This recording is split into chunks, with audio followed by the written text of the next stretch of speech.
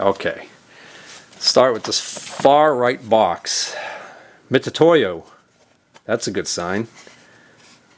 Yeah. It is a Mitutoyo, but it's an old one. It's an early one, by the looks of it. 0 to 1 inch. This has been calibrated. It's got a calibration sticker on it. It's calibrated in May of 2013. Huh. Due for recalibration November 2013. A little dirty. Got some paint worn off here and there, but you know, I'm assuming maybe there was a wrench, adjustment wrench that went here that's missing.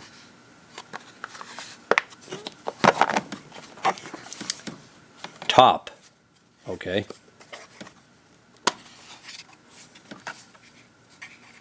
Stainless hardened. No brand name. Battery's still good. Digital calipers. A small set. These have also been calibrated. There's a number G08046755, but I don't see a manufacturer's name anywhere on these, unless it's under the calibration sticker, which I'm not going to bother taking off.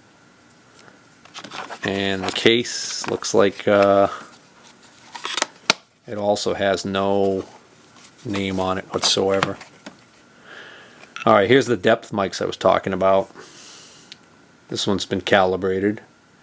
These were all calibrated at the same time, it looks like, 2013 in May of last year. This one is a Mitutoyo, and all I have so far is just that and no rods, and this one's a Starrett. So I kind of be out of luck unless Alright, so that's what the rod looks like for this depth mic. It's going to have a thing on the end like that. So that tells me that these extra rods I found definitely don't fit this Starrett one. And the Mitutoyo, oh, it might fit the Mitutoyo, because this knob is the click stop, so I'm assuming this unscrews. Oh yeah. There we go. So these are the rods for this Mitutoyo depth micrometer. So I now have a nicer depth micrometer. I think I've got an old Brown and Sharp one, but I think it got a little bit of corrosion on it, so that's good. Alright, so then we get this cheapy little square made by Empire. Looks brand new, but it's just a cheesy thing. And then we have this set of micrometers here. This is obviously was a case that had a cover to it at one point. No longer has it. And I don't even think these are all that belong in here, because these two right here, this one, yeah,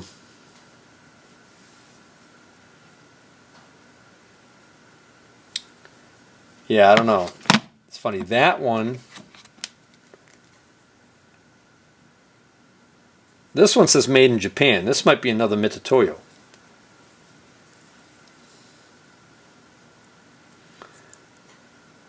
It's funny, it says made in Japan, number 103-136.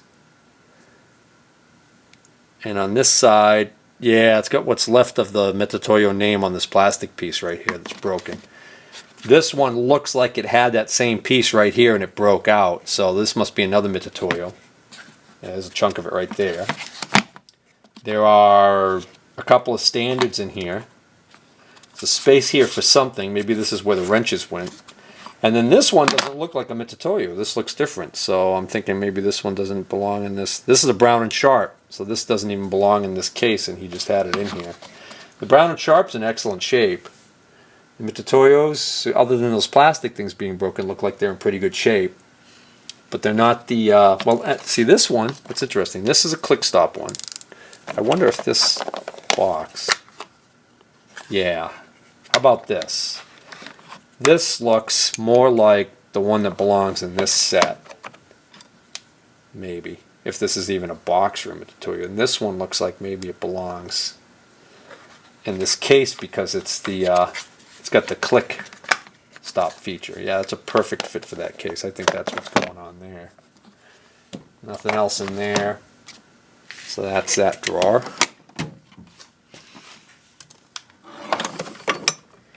Bottom drawer, unfortunately, just a bunch of, looks like mechanics tools. We've got 1 1/8" China.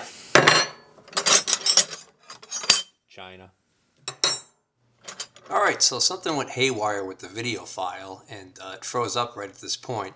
But really all that was left in this drawer, besides some cheap mechanics tools, was this was a nice hex bar of brass, nice long one. Had been pounded on one end. I think he was using it as a drift to knock out dead centers.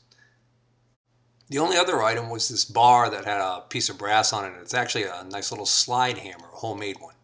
Alright, we're getting near the end here, which is good because I'm going to have to be leaving shortly to drive into the city for my appointment. This is the top drawer, the bottom box, and we have nothing to get excited about. We've got several small little cheapy wrenches in a cheesy little box. We have a socket extension that somebody has really treated poorly. That is now strictly for beating on. Box of paper clips that is actually a box of paper clips. Now that's some heavy wire. That looks like some welding wire or no, that looks like service entry cable, copper. I don't know. That's some scrap is what it is. Ah, some cutters. China. Ah, the holster they're in is nicer than the pliers, than the cutters. Tape measure, at least that's a Stanley. That's seen some wear. Boy, that's gone in and out a lot of times in its day. Another set of channel locks. Oh, well, that's by all means, let's put those all together up there so we can have 10 or 20 pair in one place. Ah, nice. Made in China, but I'm still pleased with that. I like these ball and, you know, I like my Loctite. I like these ball and Allen wrenches. So, what do we got here? A little awl. We gave it our all.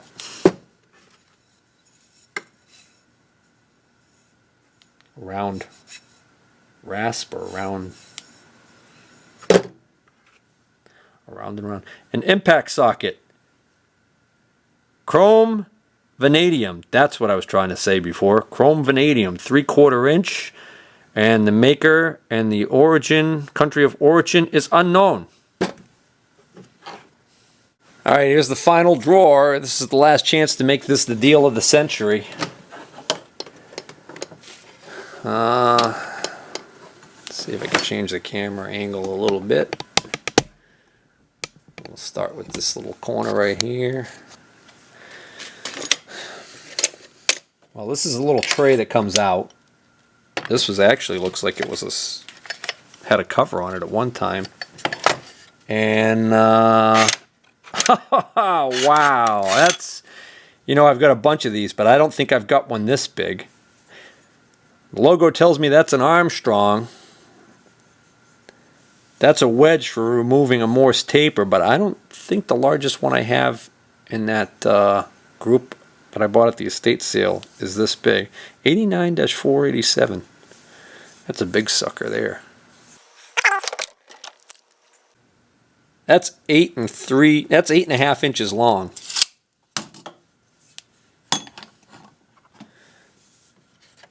Couple more Nicholson files. Small, yeah, there's a nice, well, that one looks like it's in excellent shape. Mill smooth, that one's marked. These are all Nicholsons. That's a small Nicholson. Alright, so that's nice. A few files. Another rod that's been ground for some strange purpose. Another couple of cheapy sockets. There's a, what do we got there? Oh, that's an adapter. What's the name on that one? EM Industrial. It's just a little 3/8 by 1/2 inch adapter. Here's a socket made by PT.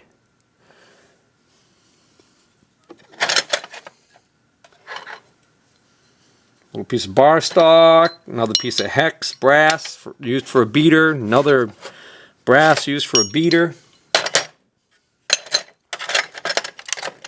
A piece of steel pipe, looks like conduit maybe, with a cap on the end. Don't know what that was for. And this little T-wrench that is interesting. That off to the side. A piece of twisted, mangled copper pipe. That looks promising. I think this is another mic set that I had spotted, but I'll get to that in a minute. The heck is that?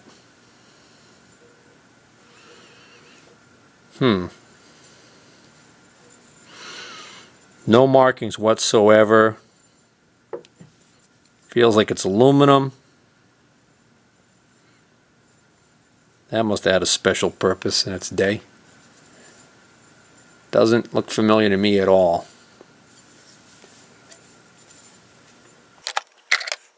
That's an old ratchet there. Ah, Walden, 1160 USA. This is from Walden Tools. This was a company in Worcester, Massachusetts back in the day that's long since gone. They actually made some pretty decent quality tools. This one still seems to be working okay. No value as an antiquity whatsoever. Just an old ratchet. But if it works, you can always use it. 2 Allen wrenches, 2... Okay, these are blades for making cutoff tools. Empire Tool Company, E3 beveled, Memphis, Missouri. This one, yeah, this is the Empire Tool Company, E6 beveled. So, looks like that indicates the width. So that's cutoff blades for in your lathe, or in my lathe more specifically.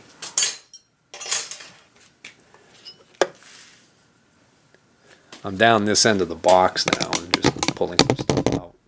But basically, that's a nice, well, that used to be a much nicer pin punch than it is now. It's gotten some abuse there. Pounded on a little harder than, you know, that almost looks like a Starrett one, but no, this says Tovay, Tovay, I think, Israel, 1/4 inch. It's an Israeli made pin punch. Could probably grind that edge there back to 1/4 inch. Itty bitty pipe wrench of very cheap origin by the looks of it. That's an Allen wrench that's seen some work done to it. Looks like what they did here is they ground off all of the hex on this end so they could slide a pipe over the end of this and really give it a good, almost. I thought, yeah, he made a really fancy handle for this Allen wrench, but not quite. Hardinge style B7 feed finger. Capacity 1 1/8 inch. Alright, I don't know what that is. B7 feed finger. 1 1/8 inch. I can look, sure I can Google that pretty easy enough. Looks like a very special spanner wrench. Wonder if it has something to do with these.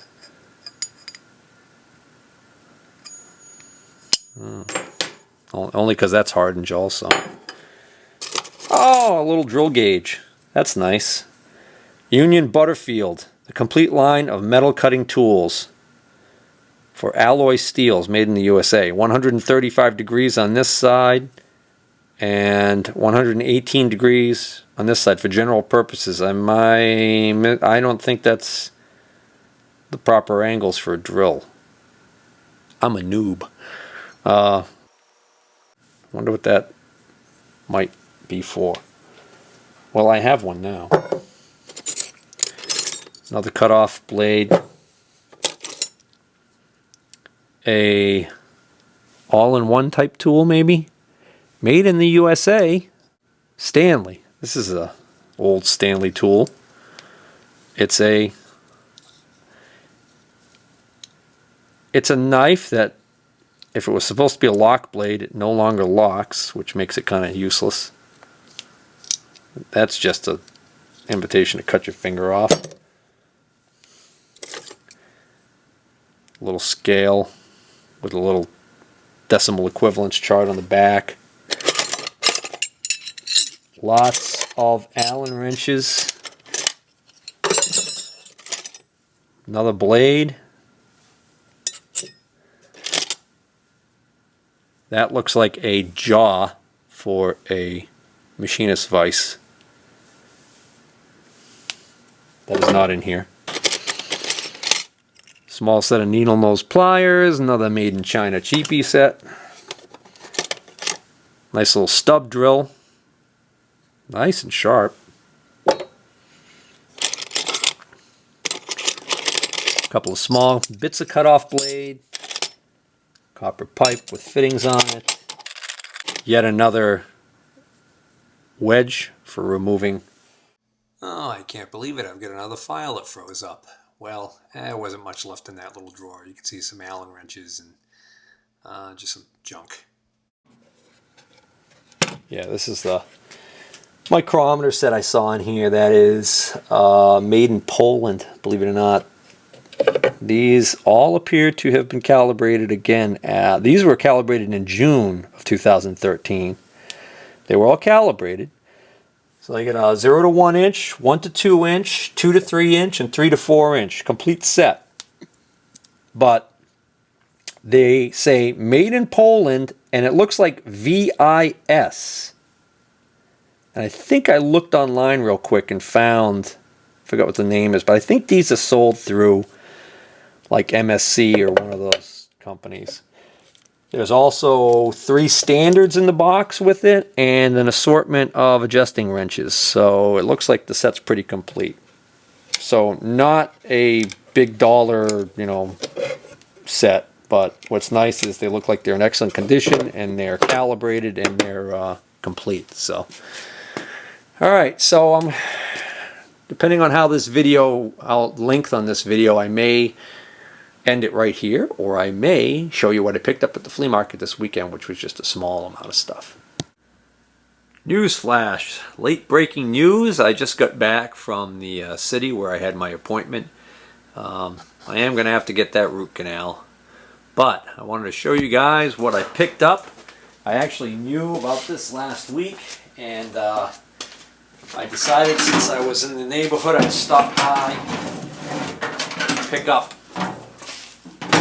this Kennedy riser at a used tool store in the city. He actually had a nice box, bigger than this one that went on top of this. But he wanted 60 bucks for the riser, and he wanted another 160 for the box on top, I think. I don't remember exactly. But I tried to get the riser for 40 bucks and he wouldn't go for it. So then I looked around and he had a table there with a bunch of odds and ends. And everything on the table was 2 for $1. All kinds of pretty much junk. But I got a little bag full of stuff for a few bucks. And then as I was leaving I said, how about 50? And he says, All right, I'll do 50, but you got to pay the tax. So here in Massachusetts, that's $53 and change is what it came to. But now I've got a nice original box. So I don't know whether or not that'll sit on top of this other riser, because there is that lip on the top there that holds the box. So let me try that, see what happens. Whoa. Well, this is just goes to show you how oiled this guy kept this box, because he didn't want it corroding. This is not painted. This is actually, it's just dark from being oiled, well oiled. And he may have painted the lid on this thing, because the lid does look like it's discolored. I don't know. But anyways, this box is actually just a little bit narrower. The box that was sitting on this at the store fit in there perfectly. And it was, like I said, it was about that tall, and it had a few more drawers. And yeah, I wish I had the disposable income to go for that, but I didn't. And this does not sit down inside on top of this this box. So I could actually probably put a couple of, I could probably just cut a little piece of 1/4-inch plywood to sit in there, and then this would not be kind of, right now it's down in on this side partly and over, hanging over here. If I wanted to fit really nicely, I could do that, but I don't know, I might not even bother doing that. I haven't even decided yet where I'm going to set all these boxes up. But for the time being, I got a nice riser. I wanted to get the riser too, because even if I buy another Kennedy box, I tend to see a lot more of the boxes for sale than the risers. And I think there was a middle section you could buy too, that actually this would sit on top of the base. The local pawn shop has the base cabinet with this and the upper toolbox all complete. They got like $1,500 on it, which I think is that pawn shop is just they price everything there at full, pretty much. I wouldn't be surprised if that's the full list price. And then they always say, well, then take up to 50% off or something like that. So, but you know what? That box, they've moved it around the store a little bit, but it hasn't sold. And I've been seeing that box there for 2 years at least. There's quite a few items in there that are just sitting there, and it amazes me. Rather than cut and run, they'll just let it sit there. But seeing this box sit on top of this box, now I really can see that this box is, you know, in rough shape. There's a lot of this crackle paint job is missing from this area down here. Again, it's not really rusted, because again, this whole box is just covered with oil. Guy kept it all wiped down with oil. I'm just assuming that the shop area that this stayed in all the time, the heat was off at night, and he was worried about stuff rusting. There was also a container of pennies inside one of these drawers here, which I explained to the woman that you know, that's a common thing that the machinists would do back in the day, is put pennies in the drawers to help fight the corrosion